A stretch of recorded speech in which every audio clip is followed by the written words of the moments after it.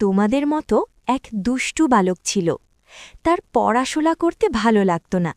একদিন সে তার মাকে বলল, মা, আমি আর পড়ব না।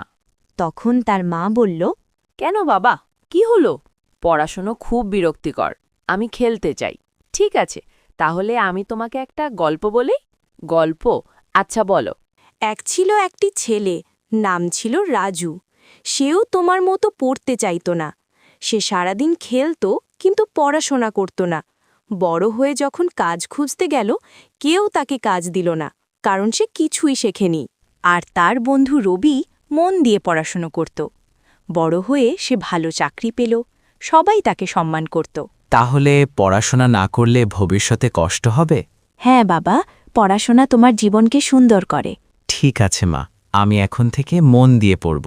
এই তো আমার সোনার ছেলে। পড়াশোনা আমাদের জীবনে সফল হতে সাহায্য করে। ছোট্ট বন্ধুরা, তোমরাও পড়াশোনায় অবহেলা করো না, মন দিয়ে পড়াশোনা করো।